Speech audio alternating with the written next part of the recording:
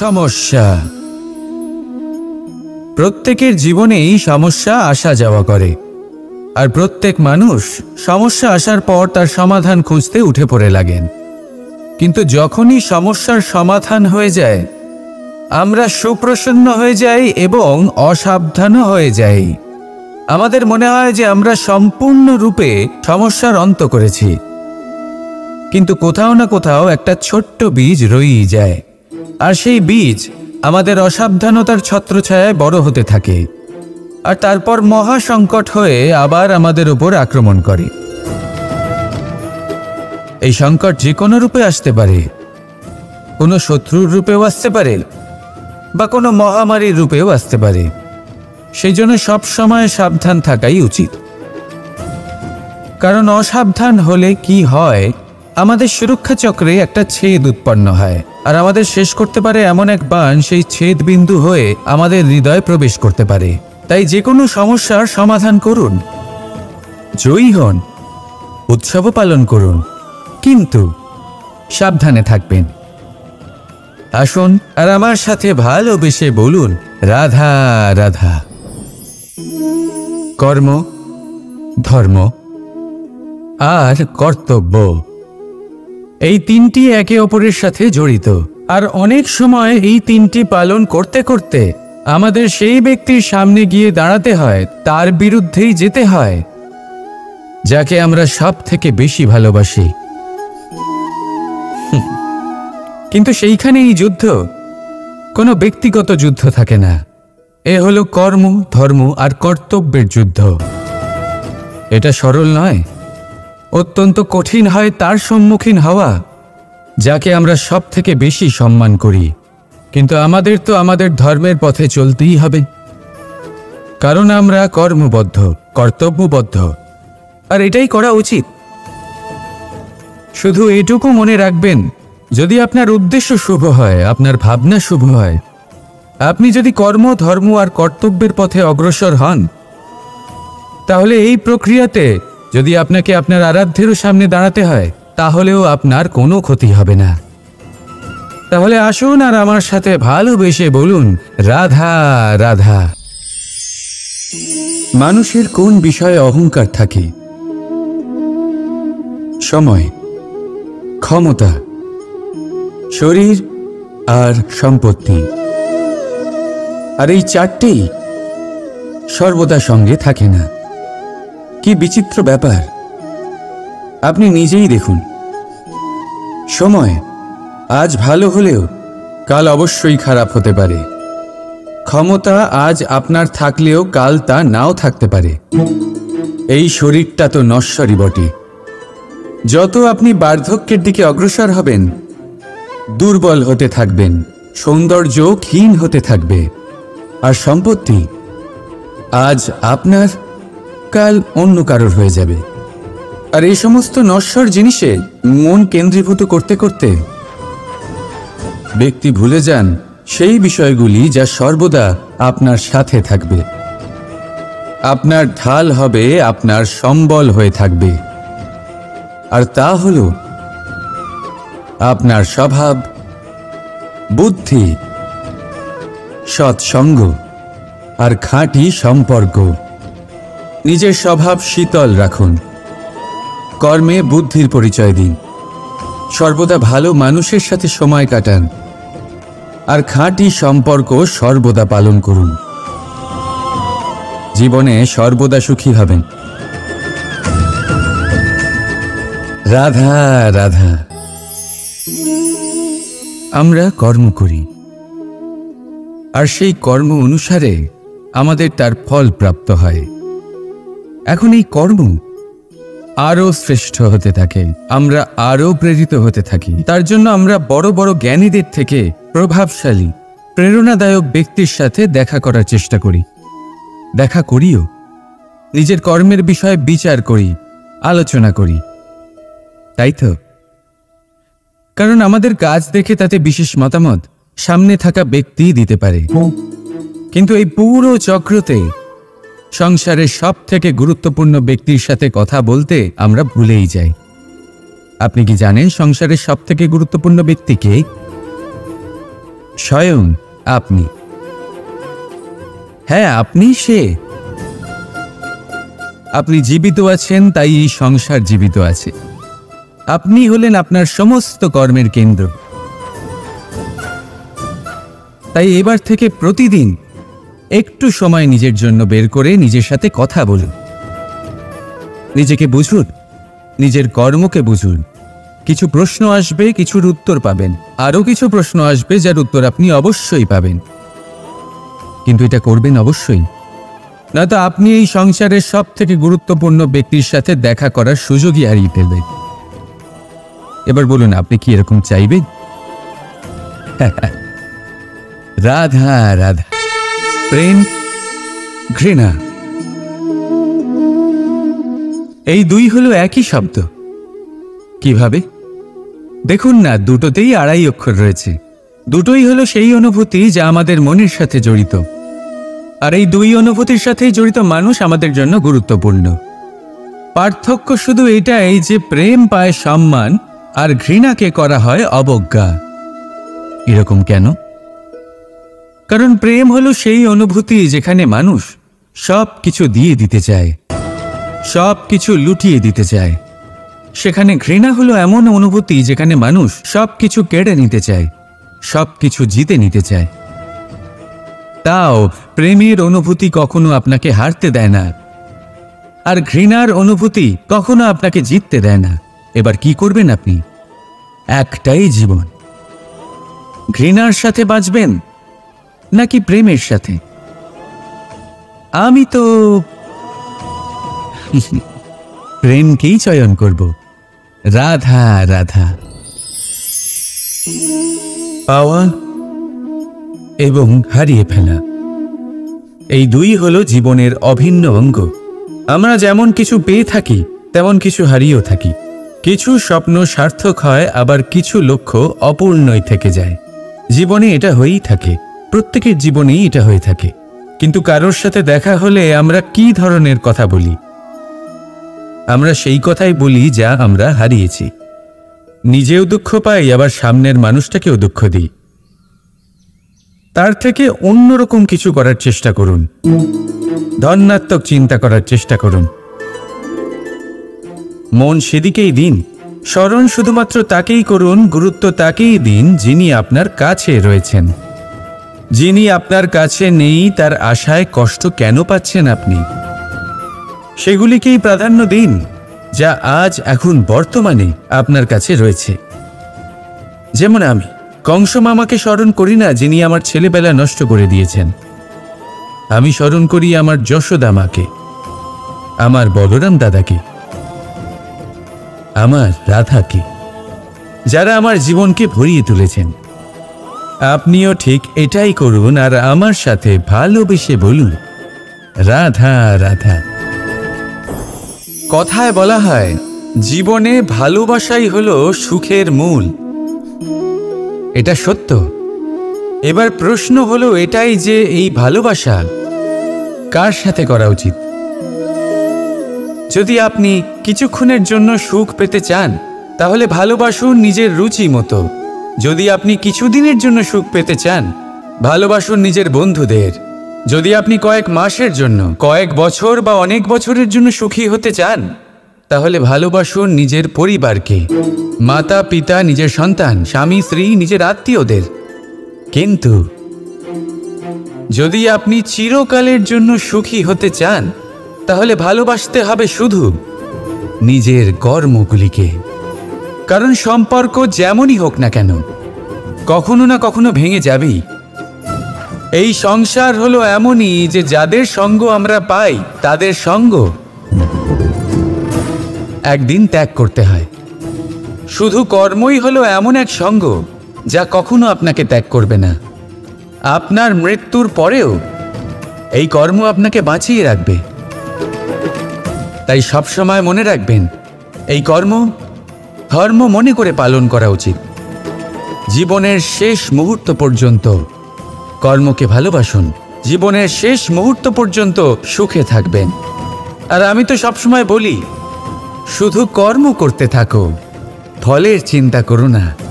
তাহলে আসুন আর আমার সাথে ভালোবেসে বলুন, রাধা রাধা। সদিচ্ছা। দেখতে গেলে 3 অক্ষরে তৈরি এই শব্দ, কিন্তু সমস্ত ত্রিলোক তার উপরেই আধারিত। আপনি এই সংসারে এসেছেন, তখন অবশ্যই শ্বাস নেবেন, কিন্তু তার বদলে আপনাকে কিছু তো দিতেই হবে। আপনার উপর নির্ভর করছে আপনি কি দেবেন। কি দেবেন এই সংসারকে, এই সমাজকে, নিজের পরিবারকে, আর তার বদলে কি নেবেন? যশ নাকি অপযশ? দেখুন, এক ছিল রাবণ, যে কিনা সমুদ্র পার করল সীতাকে অপহরণ করার জন্য, আর এক ছিলেন রামচন্দ্র, যিনি সমুদ্র পার করেছিলেন, সেতু বানিয়ে গিয়েছিলেন সীতাকে ফিরিয়ে নিয়ে আসার জন্য। দুজনেই সমুদ্র পার করেছিলেন, শুধু পার্থক্য ছিল সদিচ্ছাকে বোঝার, লক্ষ্যের। অনেক মানুষের যাত্রা একরকম হতেই পারে, কিন্তু আনন্দ তখনই লাভ করবেন যখন লক্ষ্য শুভ হবে, মহান হবে। এই লক্ষ্য দিয়ে এই সংসারের কল্যাণ হবে এবং মানুষের সম্মান হবে। যদি আপনার সংকল্প উচিত হয়, তাহলে আপনার লক্ষ্য উচিতই হবে, নয়তো শুধুমাত্র বিনাশ হবে। আর উচিত এটাই হবে যে বিনাশের হাত থেকে যেন নিজেকে বাঁচানো যায়, কি বলেন? তাই জীবনে যে লক্ষ্য স্থির করছেন, মনে রাখবেন তা যেন শুভ লক্ষ্য হয়। যদি এরকম হয়, তাহলে আপনার যাত্রা, আপনার জীবন দুটোই শুভময় হবে। আসুন আর আমার সাথে ভালোবেসে বলুন, রাধা রাধা।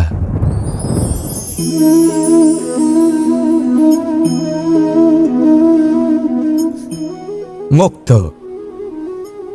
এই মুক্তই সবাইকে মোহিত করে দেয়, নিজের দিকে আকর্ষিত করে। অত্যন্ত সুন্দর, গোল, শুভ্র।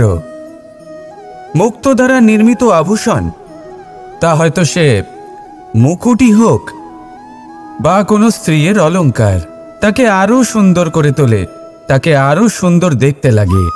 এবার এই মুক্তকে এত সুন্দর দেখার জন্য কত কষ্ট সহ্য করতে হয়, তা কি কখনো আপনি ভেবেছেন?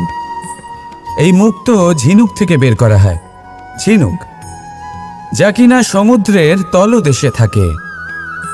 ওকে কত কষ্ট সহ্য করতে হয়, জলের চাপ সহ্য করতে হয়, সমুদ্রের স্রোত সহ্য করতে হয়।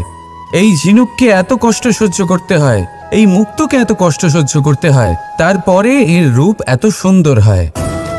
যদি আপনিও আপনার পরিশ্রমের সৌন্দর্য, নিজের পরাক্রমের সৌন্দর্য এই সংসারে প্রকাশিত করতে চান, তাহলে আপনাকেও কষ্ট সহ্য করতেই হবে।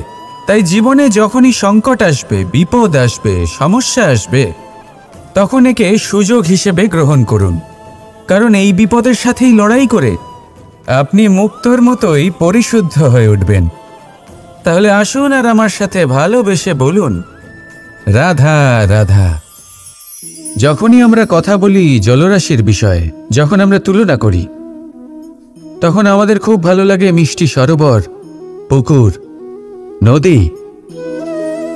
আর আমরা অপেক্ষা করে থাকি সাগরের জন্য, সমুদ্রের জন্য। কেন করি? কারণ এই সাগর, এই সমুদ্র, এ হলো অত্যন্ত বিশাল আর ভয়ানক। এর জলও কিন্তু নোনতা, যা আমরা পান করতে পারি না। কখনো ভেবে দেখেছেন এই সমুদ্রের অন্তরে এই নোনতা জল, এই নোনতা ভাব, এটা আসে কোত্থেকে?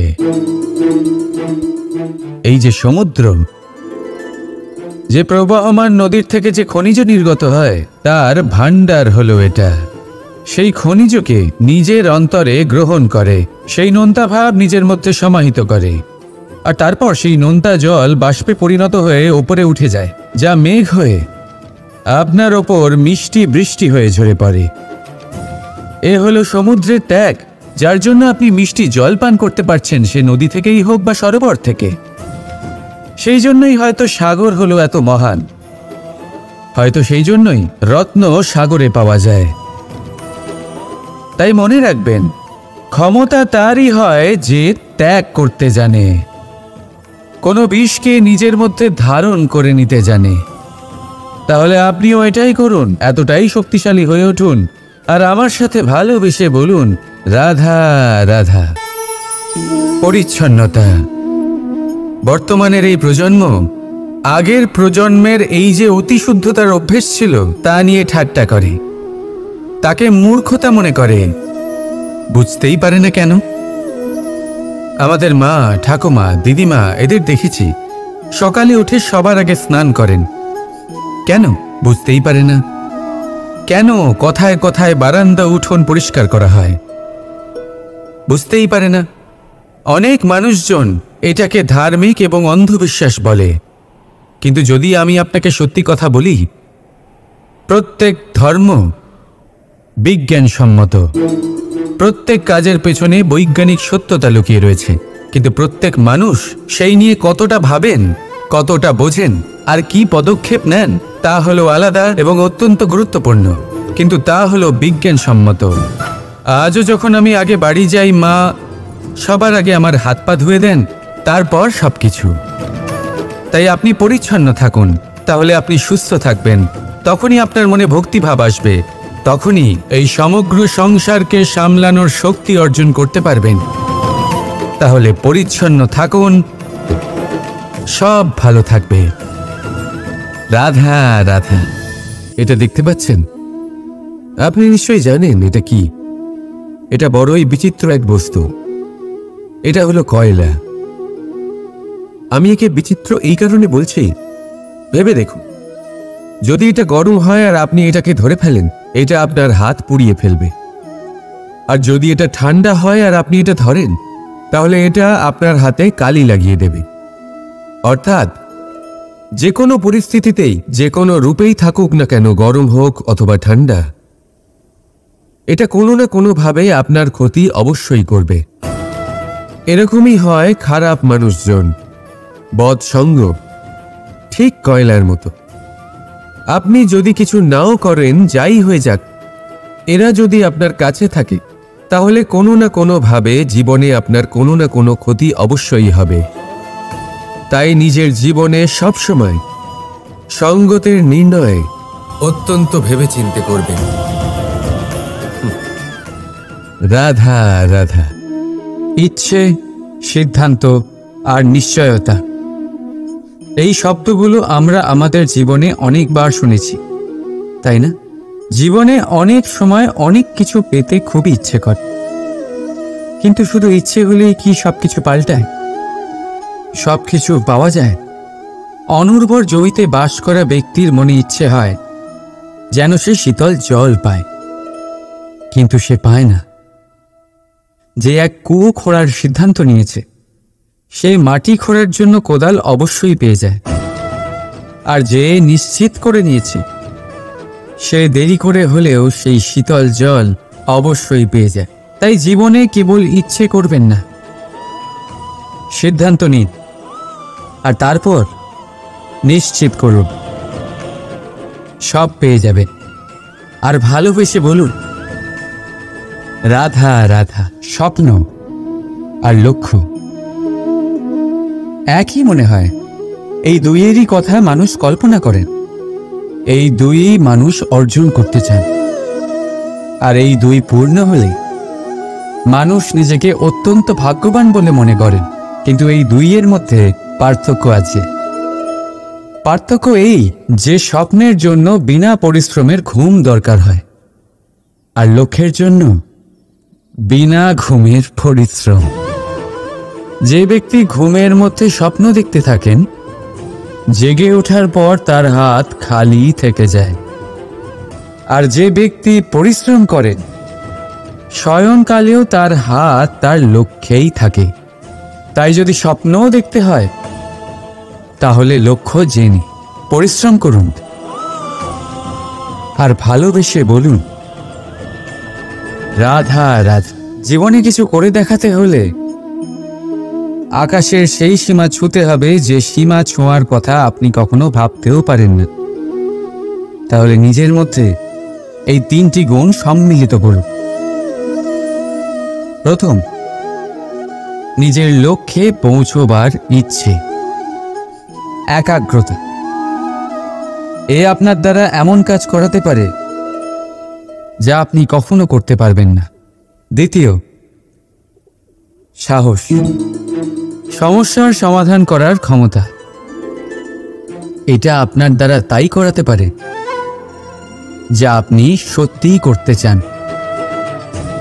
আর তৃতীয় হলো অভিজ্ঞতা। অভিজ্ঞতা আপনাকে বলে দেবে আপনার কি করা উচিত আর কি নয়। তাহলে যিনি ইচ্ছে, সাহস আর অভিজ্ঞতা এই 3 গুণকে সম্মিলিত করতে পেরেছেন, তাদের জন্য সংসারে এমন কোনো কাজ নেই যা তারা করতে পারেন। তারা সর্বদা প্রসন্ন হয়ে বলেন, রাধা রাধা। মানুষের একটা বিশেষ প্রবৃত্তি হলো তারা কখনো নিজেকে নিয়ে সন্তুষ্ট হন না, কখনো নিজেকে নিয়ে প্রসন্ন হন না। যা আছে তার থেকে বেশি পেতে চান, যা পেয়ে গেলেন তার থেকে আরো বেশি পেতে চান। নিজেদের জীবনে বদল, পরিবর্তন আনতে চান। আর এই প্রবৃত্তি এই সংসারের সবচেয়ে মহান, কারণ এই প্রবৃত্তির জন্যই সংসারের বিকাশ হয়। কিন্তু এই বদলের জন্য মানুষ তার খোঁজে থাকেন যা তার জীবনে বদল আনতে পারবে, তাকে পথ দেখাতে পারবে, তার জীবনে পরিবর্তন আনতে পারবে। আর তাই মানুষ সংসার জুড়ে তাকেই খোঁজেন যিনি তার পাশেই আছেন।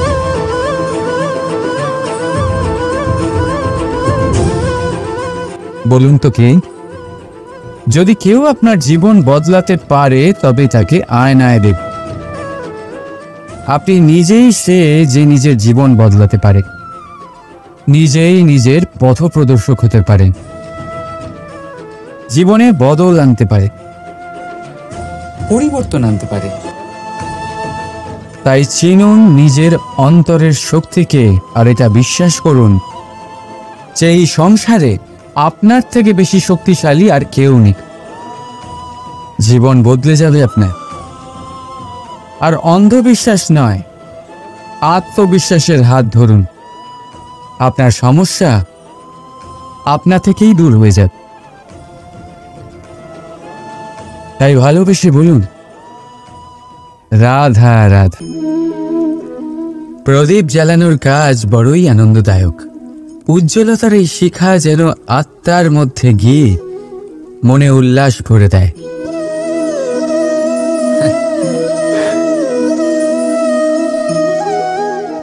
এই আমি কি করলাম? আমি একে নিভিয়ে দিলাম, অথচ এই দিয়েই আমি অন্য প্রদীপগুলি জ্বালিয়েছিলাম।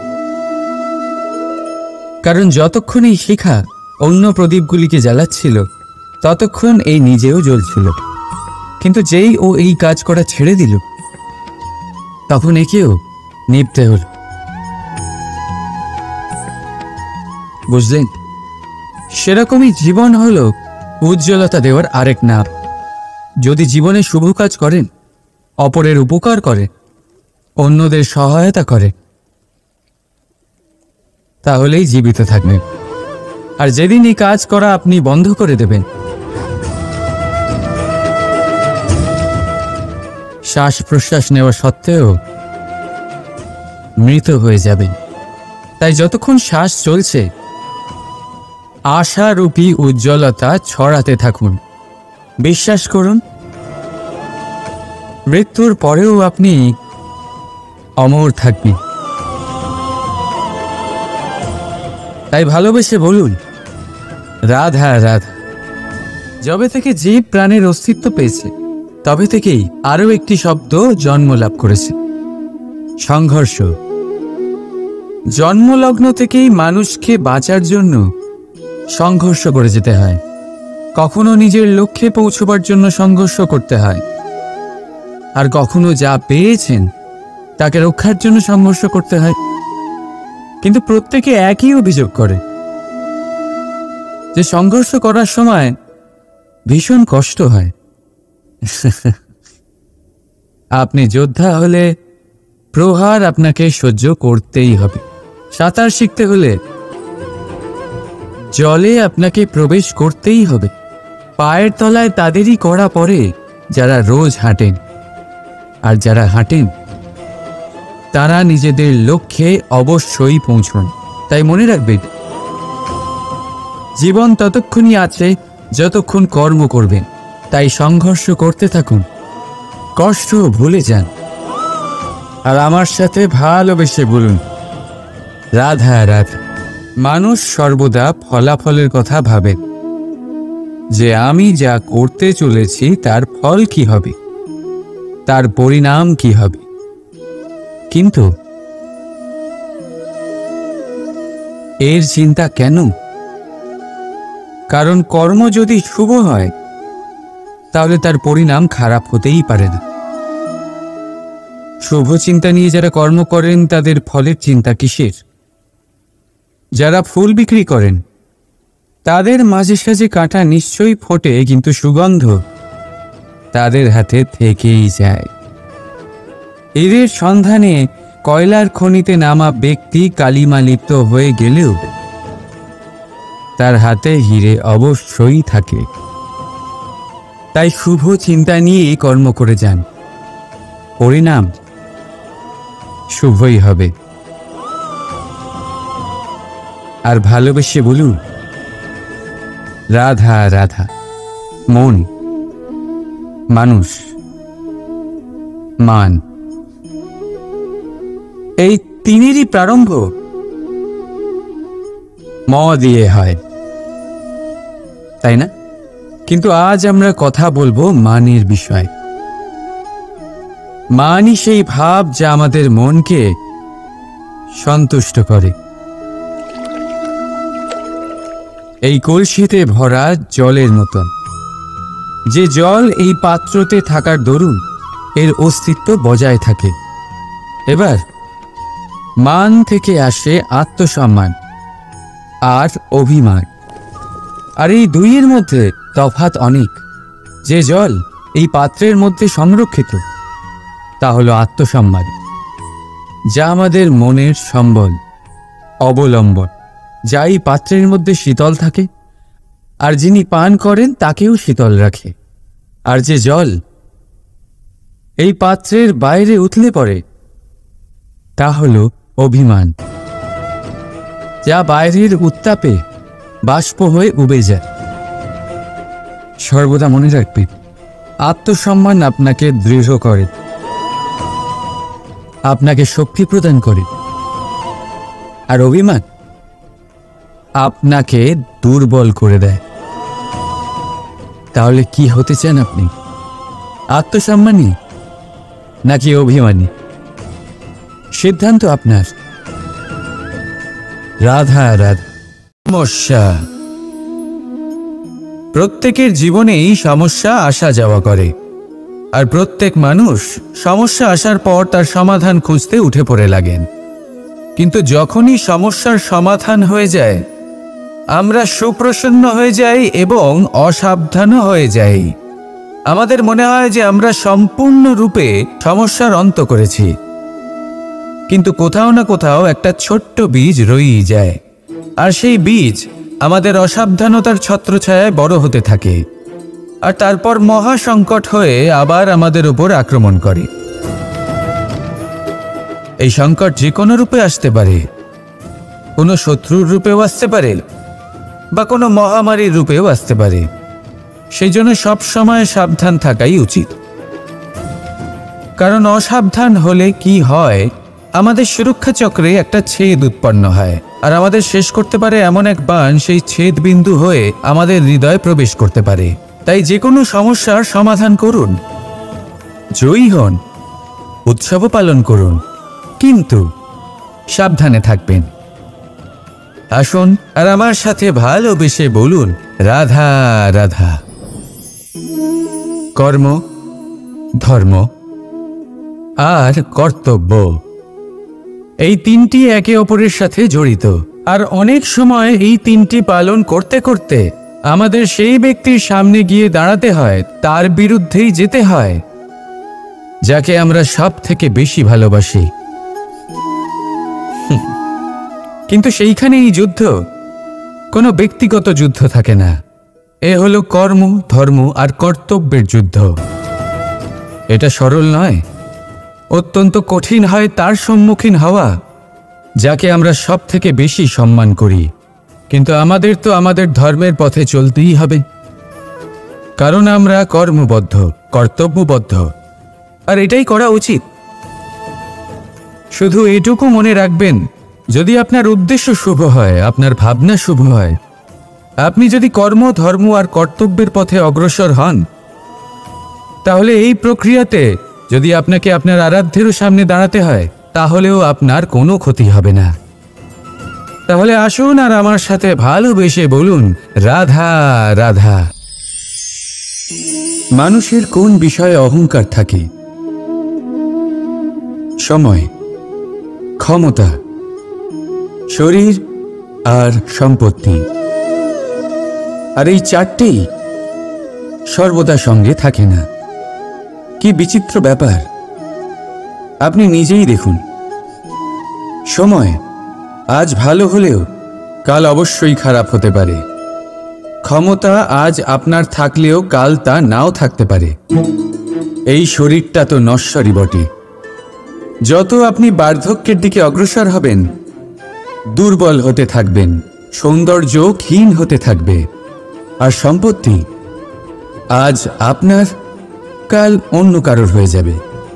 আর এই সমস্ত নশ্বর জিনিসে মন কেন্দ্রীভূত করতে করতে ব্যক্তি ভুলে যান সেই বিষয়গুলি যা সর্বদা আপনার সাথে থাকবে, আপনার ঢাল হবে, আপনার সম্বল হয়ে থাকবে। আর তা হল আপনার স্বভাব, বুদ্ধি, সৎসঙ্গ আর খাঁটি সম্পর্ক। নিজের স্বভাব শীতল রাখুন, কর্মে বুদ্ধির পরিচয় দিন, সর্বদা ভালো মানুষের সাথে সময় কাটান, আর খাঁটি সম্পর্ক সর্বদা পালন করুন। জীবনে সর্বদা সুখী হবেন। রাধা রাধা। আমরা কর্ম করি, আর সেই কর্ম অনুসারে আমাদের তার ফল প্রাপ্ত হয়। এখন এই কর্ম আরও শ্রেষ্ঠ হতে থাকে, আমরা আরও প্রেরিত হতে থাকি। তার জন্য আমরা বড় বড় জ্ঞানীদের থেকে প্রভাবশালী, প্রেরণাদায়ক ব্যক্তির সাথে দেখা করার চেষ্টা করি, দেখা করিও। নিজের কর্মের বিষয়ে বিচার করি, আলোচনা করি, তাই তো? কারণ আমাদের কাজ দেখে তাতে বিশেষ মতামত সামনে থাকা ব্যক্তি দিতে পারে। কিন্তু এই পুরো চক্রতে সংসারের সব থেকে গুরুত্বপূর্ণ ব্যক্তির সাথে কথা বলতে আমরা ভুলেই যাই। আপনি কি জানেন সংসারের সব থেকে গুরুত্বপূর্ণ ব্যক্তি কে? স্বয়ং আপনি। হ্যাঁ, আপনি সে। আপনি জীবিত আছেন, তাই এই সংসার জীবিত আছে। আপনি হলেন আপনার সমস্ত কর্মের কেন্দ্র। তাই এবার থেকে প্রতিদিন একটু সময় নিজের জন্য বের করে নিজের সাথে কথা বলুন। নিজেকে বুঝুন, নিজের কর্মকে বুঝুন। কিছু প্রশ্ন আসবে, কিছুর উত্তর পাবেন, আরও কিছু প্রশ্ন আসবে যার উত্তর আপনি অবশ্যই পাবেন। কিন্তু এটা করবেন অবশ্যই, নয়তো আপনি এই সংসারের সব থেকে গুরুত্বপূর্ণ ব্যক্তির সাথে দেখা করার সুযোগই হারিয়ে ফেলবেন। এবার বলুন, আপনি কি এরকম চাইবেন? রাধা রাধা। প্রেম, ঘৃণা, এই দুই হলো একই শব্দ। কিভাবে? দেখুন না, দুটোতেই আড়াই অক্ষর রয়েছে। দুটোই হলো সেই অনুভূতি যা আমাদের মনের সাথে জড়িত। আর এই দুই অনুভূতির সাথেই জড়িত মানুষ আমাদের জন্য গুরুত্বপূর্ণ। পার্থক্য শুধু এটাই যে প্রেম পায় সম্মান আর ঘৃণাকে করা হয় অবজ্ঞা। এরকম কেন? কারণ প্রেম হলো সেই অনুভূতি যেখানে মানুষ সব কিছু দিয়ে দিতে চায়, সব কিছু লুটিয়ে দিতে চায়। সেখানে ঘৃণা হলো এমন অনুভূতি যেখানে মানুষ সব কিছু কেড়ে নিতে চায়, সব কিছু জিতে নিতে চায়। তাও প্রেমের অনুভূতি কখনো আপনাকে হারতে দেয় না, আর ঘৃণার অনুভূতি কখনো আপনাকে জিততে দেয় না। এবার কি করবেন আপনি? একটাই জীবন। ঘৃণার সাথে বাঁচবেন নাকি প্রেমের সাথে? আমি তো প্রেমকেই চয়ন করব। রাধা রাধা। পাওয়া এবং হারিয়ে ফেলা, এই দুই হলো জীবনের অভিন্ন অঙ্গ। আমরা যেমন কিছু পেয়ে থাকি তেমন কিছু হারিয়েও থাকি। কিছু স্বপ্ন সার্থক হয়, আবার কিছু লক্ষ্য অপূর্ণই থেকে যায়। জীবনে এটা হয়েই থাকে, প্রত্যেকের জীবনেই এটা হয়ে থাকে। কিন্তু কারোর সাথে দেখা হলে আমরা কি ধরনের কথা বলি? আমরা সেই কথাই বলি যা আমরা হারিয়েছি। নিজেও দুঃখ পাই, আবার সামনের মানুষটাকেও দুঃখ দিই। তার থেকে অন্যরকম কিছু করার চেষ্টা করুন, ধনাত্মক চিন্তা করার চেষ্টা করুন। মন সেদিকেই দিন, স্মরণ শুধুমাত্র তাকেই করুন, গুরুত্ব তাকেই দিন যিনি আপনার কাছে রয়েছেন। যিনি আপনার কাছে নেই তার আশায় কষ্ট কেন পাচ্ছেন আপনি? সেগুলিকেই প্রাধান্য দিন যা আজ এখন বর্তমানে আপনার কাছে রয়েছে। যেমন আমি কংস মামাকে স্মরণ করি না, যিনি আমার ছেলেবেলা নষ্ট করে দিয়েছেন। আমি স্মরণ করি আমার যশোদা মাকে, আমার বলরাম দাদাকে, আমার রাধাকে, যারা আমার জীবনকে ভরিয়ে তুলেছেন। আপনিও ঠিক এটাই করুন আর আমার সাথে ভালোবেসে বলুন, রাধা রাধা। কথায় বলা হয়, জীবনে ভালোবাসাই হলো সুখের মূল। এটা সত্য। এবার প্রশ্ন হলো এটাই যে এই ভালোবাসা কার সাথে করা উচিত? যদি আপনি কিছুক্ষণের জন্য সুখ পেতে চান তাহলে ভালোবাসুন নিজের রুচি মতো। যদি আপনি কিছুদিনের জন্য সুখ পেতে চান ভালোবাসুন নিজের বন্ধুদের।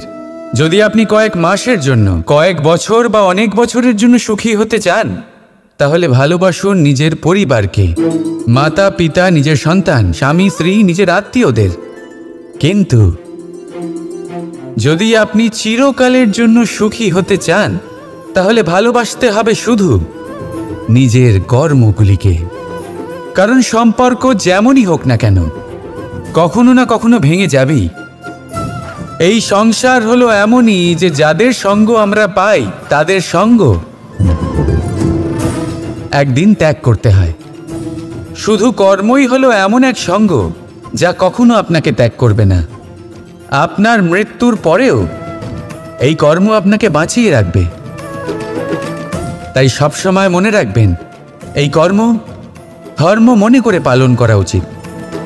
জীবনের শেষ মুহূর্ত পর্যন্ত কর্মকে ভালোবাসুন, জীবনের শেষ মুহূর্ত পর্যন্ত সুখে থাকবেন। আর আমি তো সবসময় বলি, শুধু কর্ম করতে থাকো, ফলের চিন্তা করো না। তাহলে আসুন আর আমার সাথে ভালোবেসে বলুন, রাধা রাধা। সদিচ্ছা দেখতে গেলে 3 অক্ষরে তৈরি এই শব্দ, কিন্তু সমস্ত ত্রিলোক তার উপরেই আধারিত। আপনি এই সংসারে এসেছেন তখন অবশ্যই শ্বাস নেবেন, কিন্তু তার বদলে আপনাকে কিছু তো দিতেই হবে।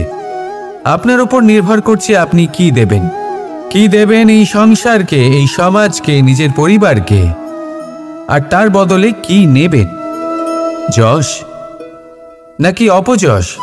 দেখুন, এক ছিল রাবণ, যে কিনা সমুদ্র পার করল সীতাকে অপহরণ করার জন্য, আর এক ছিলেন রামচন্দ্র, যিনি সমুদ্র পার করেছিলেন, সেতু বানিয়ে গিয়েছিলেন সীতাকে ফিরিয়ে নিয়ে আসার জন্য। দুজনেই সমুদ্র পার করেছিলেন, শুধু পার্থক্য ছিল সদিচ্ছাকে বোঝার লক্ষ্যের। অনেক মানুষের যাত্রা একরকম হতেই পারে, কিন্তু আনন্দ তখনই লাভ করবেন যখন লক্ষ্য শুভ হবে, মহান হবে। এই লক্ষ্য দিয়ে এই সংসারের কল্যাণ হবে এবং মানুষের সম্মান হবে। যদি আপনার সংকল্প উচিত হয় তাহলে আপনার লক্ষ্য উচিতই হবে, নয়তো শুধুমাত্র বিনাশ হবে। আর উচিত এটাই হবে যে বিনাশের হাত থেকে যেন নিজেকে বাঁচানো যায়, কি বলেন? তাই জীবনে যে লক্ষ্য স্থির করছেন মনে রাখবেন তা যেন শুভ লক্ষ্য হয়। যদি এরকম হয় তাহলে আপনার যাত্রা, আপনার জীবন দুটোই শুভময় হবে। আসুন আর আমার সাথে ভালোবেসে বলুন, রাধা রাধা।